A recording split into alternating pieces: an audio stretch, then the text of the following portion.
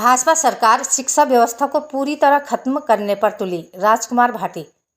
आपको बता दें कि सहारनपुर समाजवादी पार्टी के राष्ट्रीय प्रवक्ता राजकुमार भाटी ने कहा कि भाजपा सरकार शिक्षा व्यवस्था को पूरी तरह खत्म करने पर तुली है।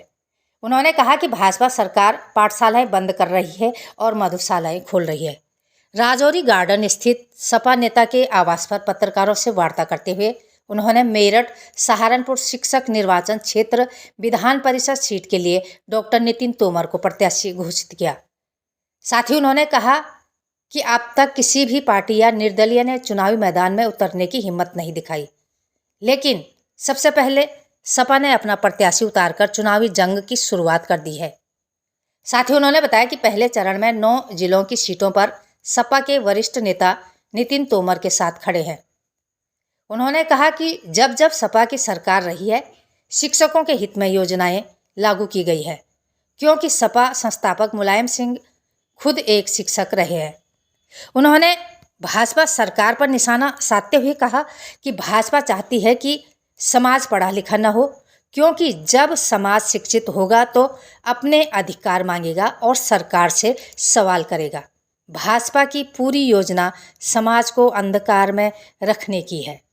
सहारनपुर से महेश कुमार की खास रिपोर्ट। खबरों के साथ बने रहने के लिए चैनल को लाइक, शेयर और सब्सक्राइब अवश्य करें। साथ ही हमारा फेसबुक पेज को फॉलो करना ना भूलें। सहारनपुर क्या समीक्षा हुई, किस प्रकार से जो शिक्षक संघ का जो चुनाव होना है, कैसे चुनाव की तैयारी चल रही है? मेरठ सहारनपुर शिक्षक निर्वाचन क्षेत्र विधान परिषद के लिए समाजवादी पार्टी ने डॉक्टर नितिन तोमर बैठे मेरे बराबर में, इनको प्रत्याशी घोषित किया है। और अभी किसी अन्य पार्टी ने ना तो प्रत्याशी घोषित किया, न चुनाव की कोई तैयारी शुरू की है, न कोई निर्दलीय प्रत्याशी अभी मैदान में है।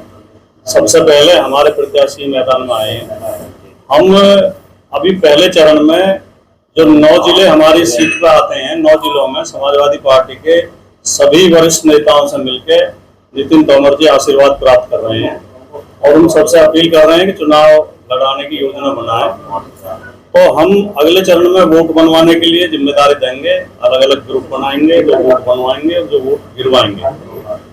मैं समझता हूं कि मुद्दों के आधार पर भी, क्योंकि समाजवादी पार्टी शिक्षकों की पुरानी पेंशन बहाली के पक्ष में है, हमारे घोषणा पत्र में शामिल है। समाजवादी पार्टी की जब जब सरकार रही है, शिक्षकों के लिए अच्छी योजनाएं लागू की गई है, क्योंकि हमारे नेता श्री मुलायम सिंह यादव जी खुद एक शिक्षक थे। और समाजवादी पार्टी स्कूल कॉलेजों के लिए, विद्यालयों के लिए भी अनुदान वगैरह उन्हें उनकी प्रगति के लिए कार्य करती रही है। वर्तमान सरकार, बीजेपी की सरकार, एक तरफ जहां पाठशालाएं बंद कर रही है, वहीं मधुशालाएं खोल रही है। ये शिक्षा को बर्बाद करना चाहते हैं। ये चाहते हैं कि समाज शिक्षित ना हो, शिक्षित लोग आपसे सवाल करेंगे, अपने अधिकार मांगेंगे। ये समाज को कूपमंडूक, अशिक्षित और अंधविश्वासी बनाकर रखना चाहते हैं। तो इस चुनाव में हमारी अपील है सभी शिक्षक बंधुओं से कि डॉक्टर नितिन तोमर को वोट देकर इन्हें विजयी बनाएं। जिला पंचायत चुनाव की नजदीकी है, उसके लिए क्या तैयारी समाजवादी पार्टी कर रही है? किस तरीके से बूथ कमेटियों का गठन किया जा रहा है? जिला स्तर पर कैसे काम किया जा रहा है? बूथ कमेटियों का गठन विधानसभा चुनाव को लेकर किया जा रहा है। समाजवादी पार्टी 2027 के विधानसभा चुनाव को लेकर बहुत गंभीर है। अभी लखनऊ से हर जिले में, हर विधानसभा में पर्यवेक्षक भेजे गए, टीमें भेजी गई, जिन्होंने बूथ कमेटियों का भौतिक सत्यापन किया।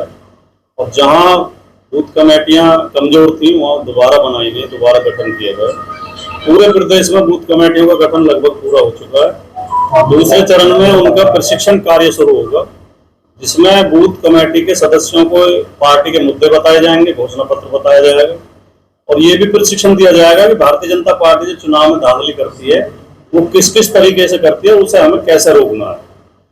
और जो है पंचायत चुनाव को लेकर अभी पार्टी की मीटिंग होगी, उसमें अभी ये तय होगा, अभी तय नहीं किया है कि पार्टी सिंबल पर चुनाव लड़ेगी या नहीं लड़ेगी।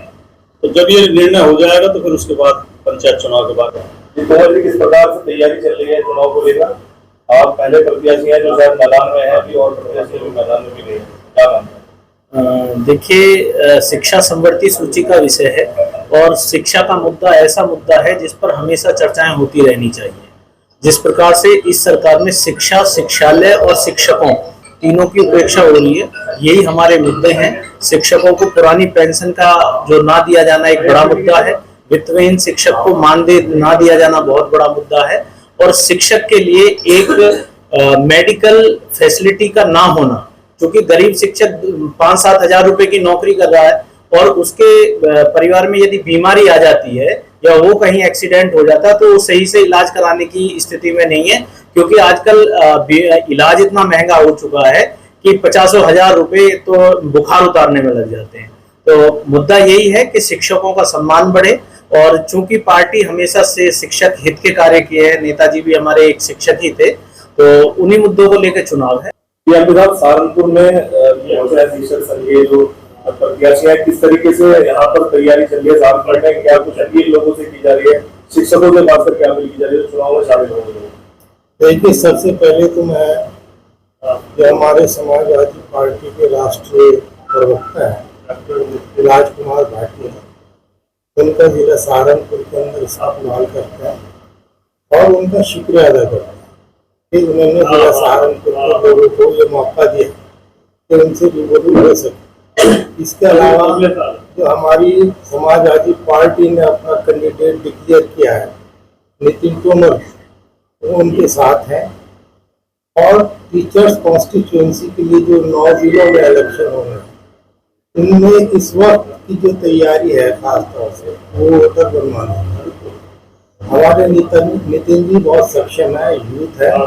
एक इलेक्शन इससे पहले वो लड़ भी चुके, उस वक्त हालांकि आज़ाद उम्मीदवार के हैसियत से लड़े थे, लेकिन एक माकूल वोट इन्होंने हासिल किया।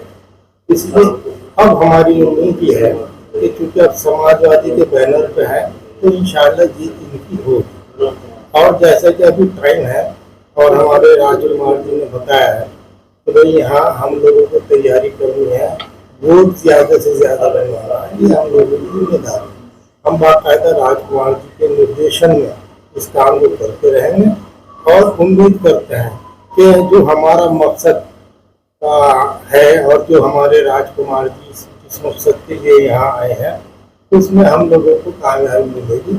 इसके अलावा हम ये भी चाहते हैं कि आज अमूमन टीचर्स को टेम्परेरी तौर पर अपॉइंट करते हैं जिसमें उनकी तनख्वाहें माकूल नहीं हो, तो हम लोगों की डिमांड ये रहेगी अपने जो हमारे कैंडिडेट हैं उनके माध्यम से ये आवाज़ उठाने की बात करेंगे कि ज़्यादातर टीचर्स को परमानेंट रखा जाए।